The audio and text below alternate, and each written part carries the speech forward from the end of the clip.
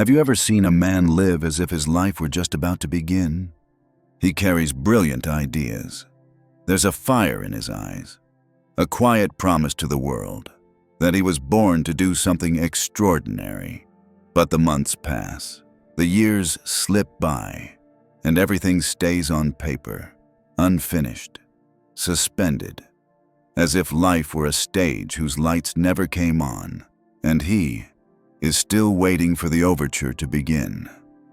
There's a place he dwells, not below the earth, not above the roof, a kind of attic space that hangs between what's unlived and what's already missed. There, he makes plans, he dreams, he imagines something on the way, but he never starts. Because to start would mean risking being wrong, being ordinary, no longer being special. Jung called this puer aeternus, the eternal child, a psychological archetype in which the man cannot leave the inner nest. He lives in suspended time. No yesterday, no today. Only tomorrow will be different. Maybe you once loved someone like that. Or maybe a part of you still lives in that attic. And if that's true, stay. Because this journey won't take you somewhere better. It will only take you back to where you left yourself a long, long time ago. Some men begin each day as if they've just woken up in the middle of a dream that hasn't quite faded. They touch the wooden table, still carrying the scent of old timber. On top lies a plan freshly written the night before. Slanted handwriting, clear, decisive. Tomorrow, I'll start. But this morning, isn't that tomorrow? He brews coffee, opens his laptop, tells himself, just focus a little. Then a message pops up, a video, a song, and he gets swept away. Not because he lacks willpower, but because somewhere inside him, there's a part always searching for a way not to stay too long. 11 a.m. He jots down a few ideas, looks up more information online, then stops. Not out of boredom, but if he goes just a little deeper, he'll touch something familiar. What if I do it and fail? Afternoon falls. He calls a friend, talks about the project. His voice is full of passion. The friend believes in him, but he doesn't believe in himself. Not enough to step down from that attic. The one with a suitcase always packed, but never opened. Not because he doesn't want to go, but because he always thinks the train hasn't arrived yet. Night. The room grows dark. The wall clock has stopped ticking, who knows when, but he hasn't changed the battery, as if a part of him enjoys the fact that time isn't moving. Because if time stands still, he doesn't have to begin. He can delay for another day, another week, another lifetime, and so he lives, inside a gentle loop. No one blames him. No one names the avoidance. Sometimes people even admire him for being creative, free-spirited, dreamy. But freedom without direction is just elegant drift, a form of aesthetic escape. The most frightening part is, even he doesn't realize it. He thinks it's just his personality, but deep down, it's a subconscious loop, a patterned behavior wrapped inside one sentence. It's not time yet. Carl Jung didn't see the man as exhibiting disordered behavior. He saw a deeper structure beneath, a child who was never born a second time. Within the archetypal system, he named this figure puer aeternus, the eternal boy, the one who remains forever in a state of preparation, yet never departs. Jung didn't just label it, he dissected it. The puer does not live in reality. He lives in the image of himself, and that image is too radiant to allow failure to happen. And because of that, any act that might lead to a real outcome becomes a threat. Because if there is an outcome, that image will be tested.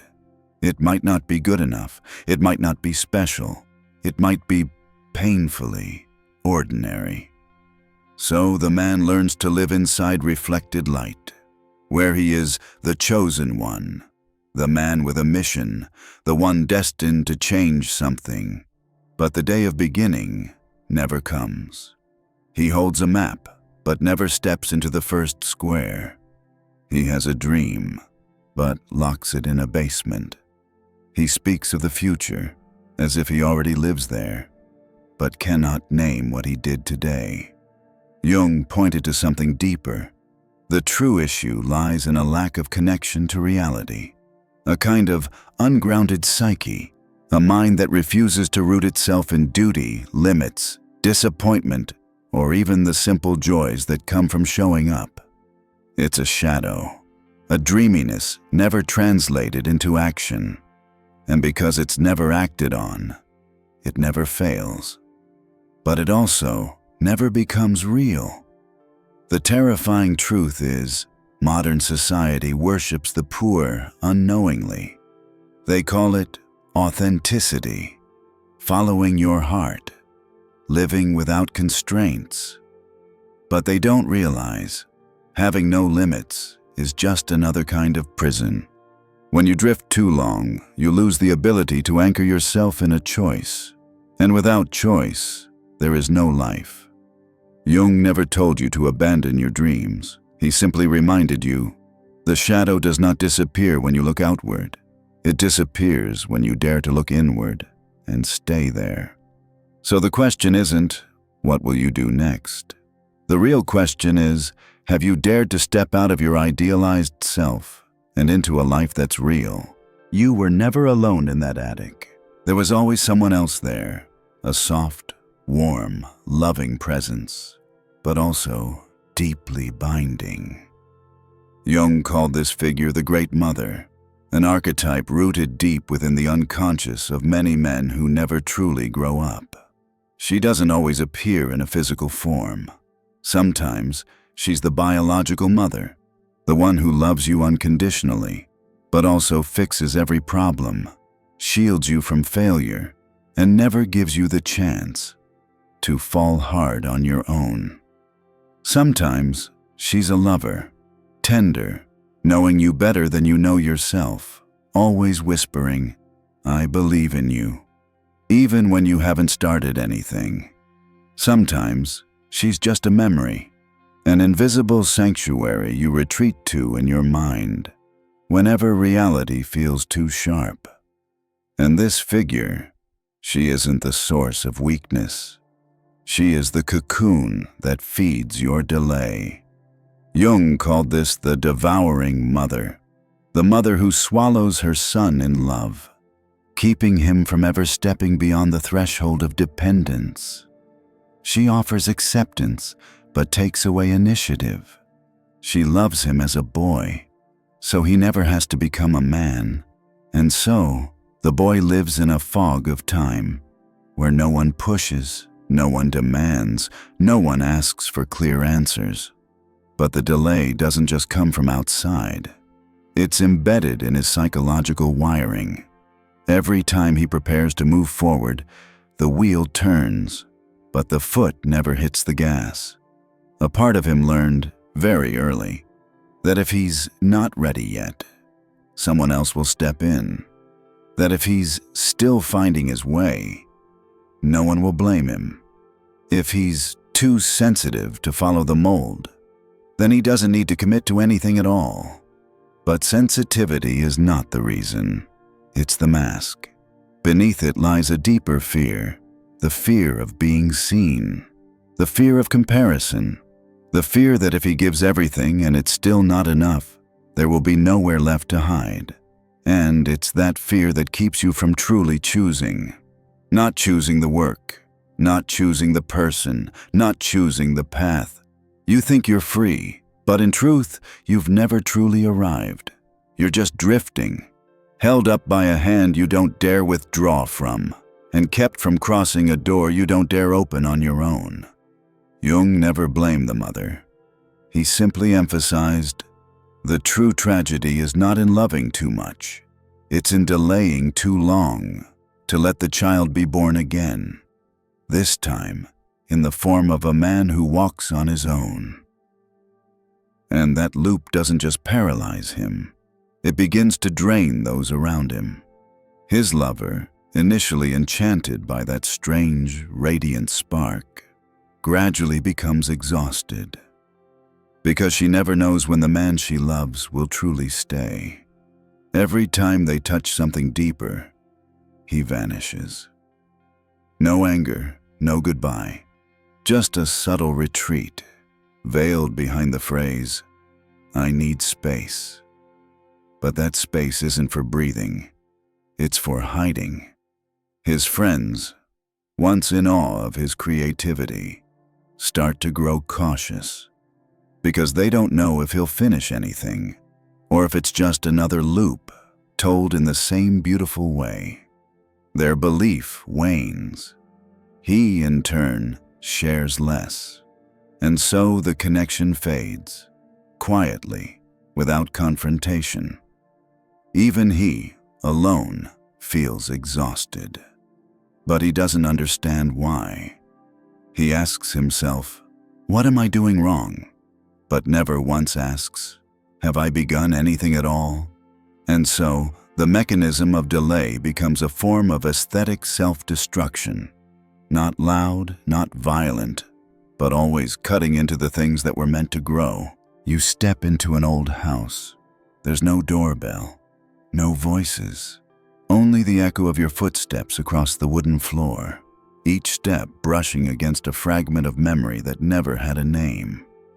In the center of the house stands a spiral staircase.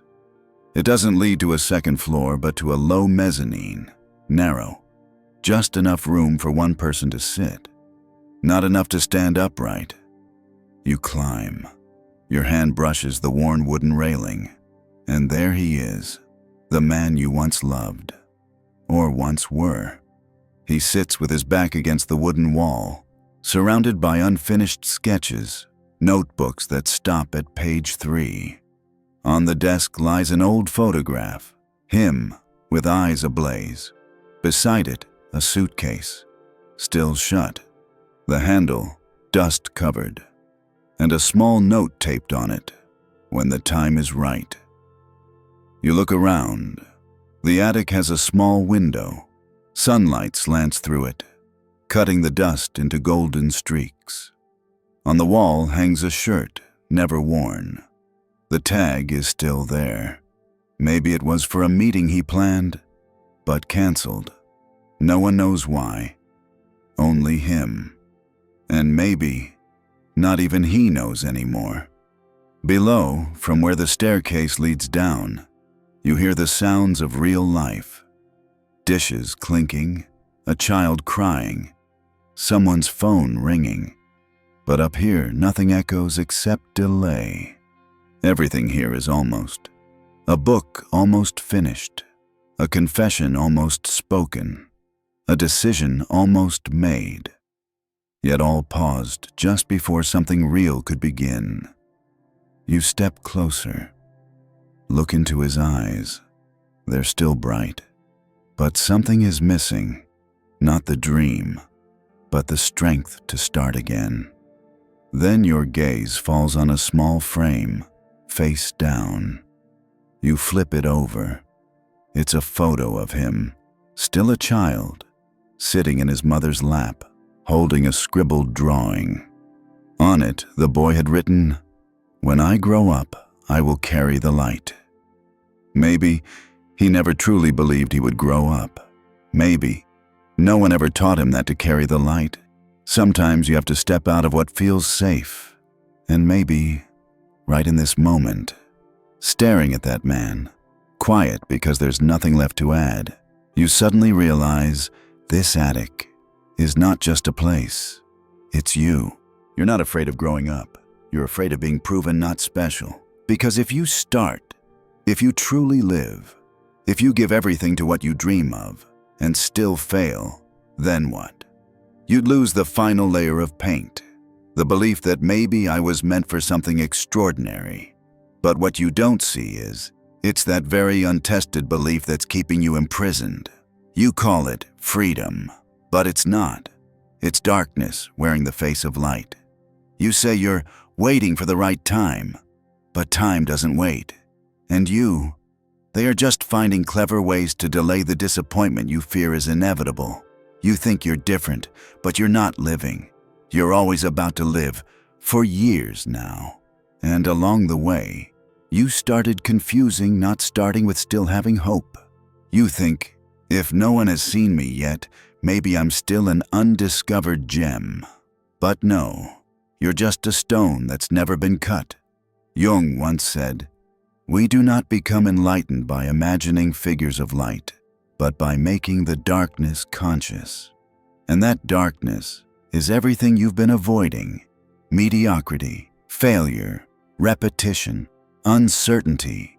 You're not stuck because you lack opportunities. You're stuck because you've become too good at crafting believable reasons not to begin. And when you live too long in the world of soon, almost, just a bit more time, you lose the one thing that could change your life: your presence. Not in some ideal future, but in the messy, flawed, chaotic, unfinished present, the one that's real. Growth doesn't start when you feel ready. It starts the moment you stop waiting for that feeling to arrive.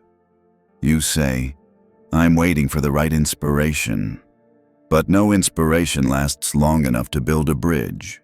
You say, "I need more time to organize things inside." But how many years have passed, and the rooms inside you remain untouched? You say, "I want to do something that's truly aligned with who I am." But that self, you've never let it walk through mistakes long enough to take shape. All of it sounds right. It might even make for a good caption. But you know what? The more convincing the reason sounds, the more likely it's just fear in its smartest disguise. Because if your reason is compelling enough, no one will push you to move. And in that comfort, you get to keep doing the one thing that feels safest: not living. You don't need a dramatic milestone. You don't need a grand turning point. A man begins to grow, not when he changes everything, but when he finally stays. With one thing he used to run from. It could be a quiet morning. He sits at that old wooden desk, hand resting on a notebook still blank. He breathes in, and instead of reaching for his phone, he writes the first line. Not a plan, not a goal, just a simple truth. Today, I am here. He doesn't need to commit for a year, doesn't need to promise something great. He just needs to do one small thing, long enough to feel that he exists. Because that attic, that in-between space, doesn't vanish when you walk away. It begins to dissolve only when you stop preparing and start living. Jung called this the separation from the psychological mother, a quiet inner rebellion where you detach from the invisible milk of emotional indulgence and begin to bear the resistance, the boredom, and the inevitable disappointments of real life. And to do that, you don't need strength. You just need honesty. Pick one thing, just one, that you know you've been avoiding. Maybe it's a call, an email, an apology, a decision. You don't have to do it yet. Just write it down. Then sit still for 5 minutes, not to meditate, but to pull your emotional boundaries back from the noise. Sit as if you're holding the version of you that you once dropped. No need to understand, no need to be certain. Just don't run this time. That is the first act of transformation. It doesn't begin with force. It begins with a deliberate pause. Because truthfully, you don't need to do anything new. You just need to return to something old, something you always left unfinished. Pick up the shirt you once bought for a date, but never wore. Open that old draft, not to finish it, just to read. Call someone, not to explain, just to say, back then, I was scared. This isn't how you fix the past. This is how you stop repeating it, under new disguises. In the end, maturity isn't the courage to move forward. It's the courage to stay. Even when no one's waiting anymore.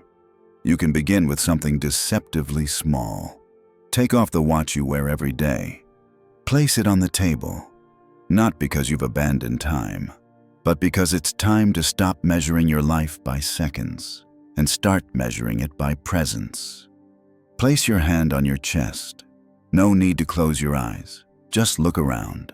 Everything still looks the same. But one thing has shifted.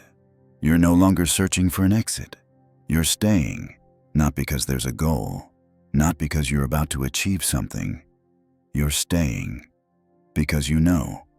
Every time you walked away halfway through, the attic grew stronger. But now, you've stopped. Not because you're strong, but because you're tired, and you're beginning to see. The journey doesn't start with a step out. It starts with a step in, deep enough that there's no turning back. Hold on to that.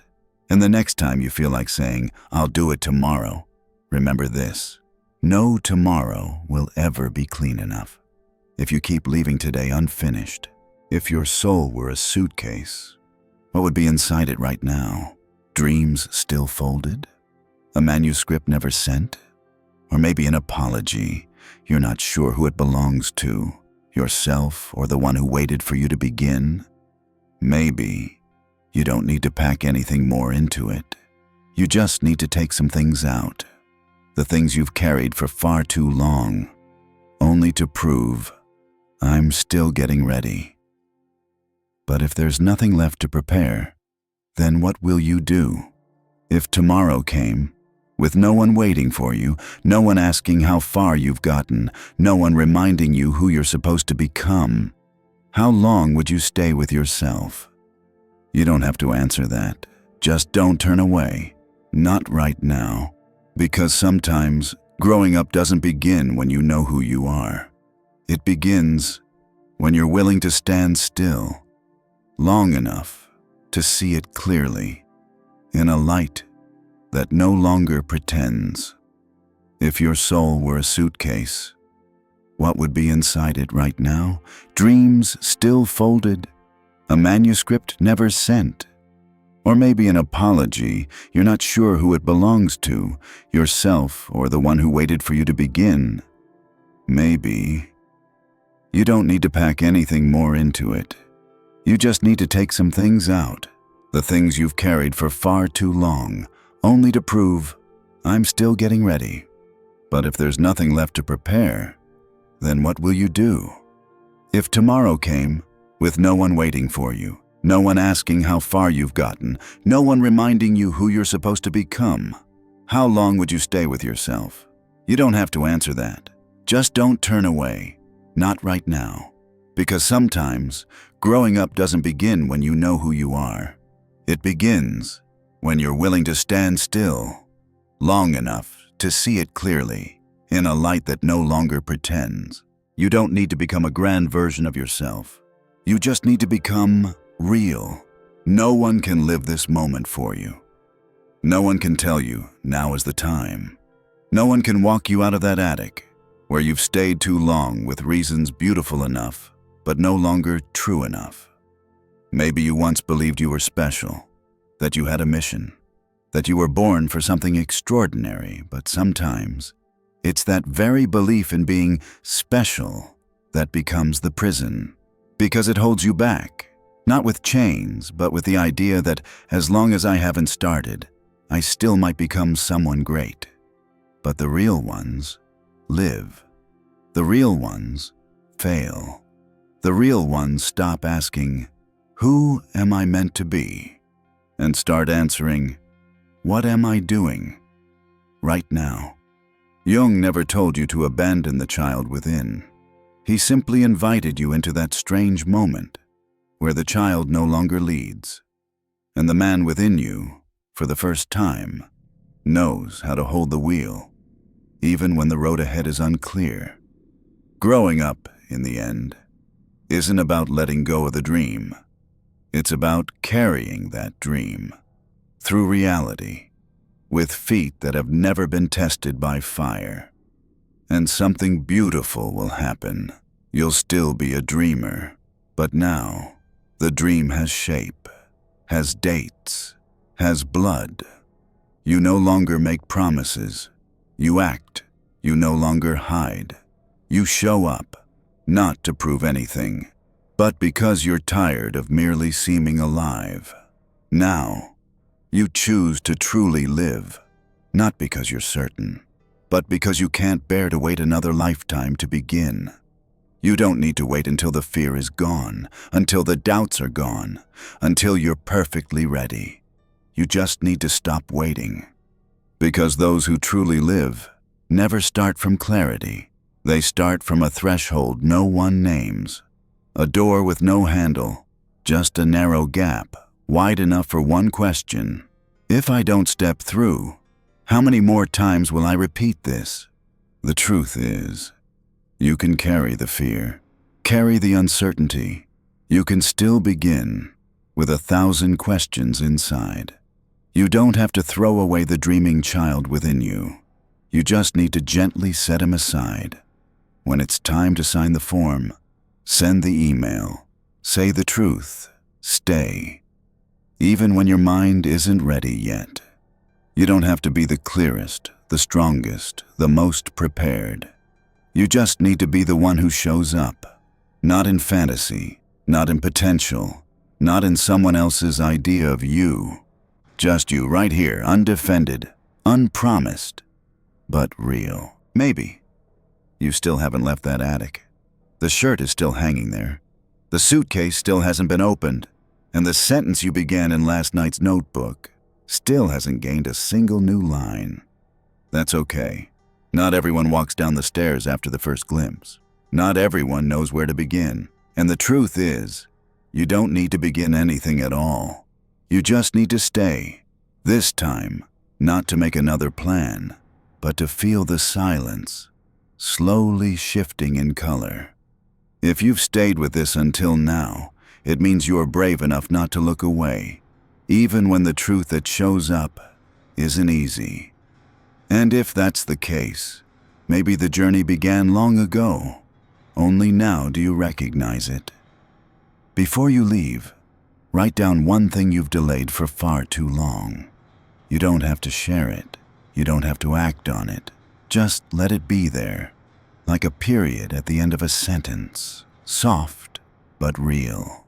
And if one day you return, not because someone reminded you, not because someone is waiting, but simply because you're finally ready to stop running from yourself, then that day, life will begin quietly, in a shape no one ever promised. You, real, here.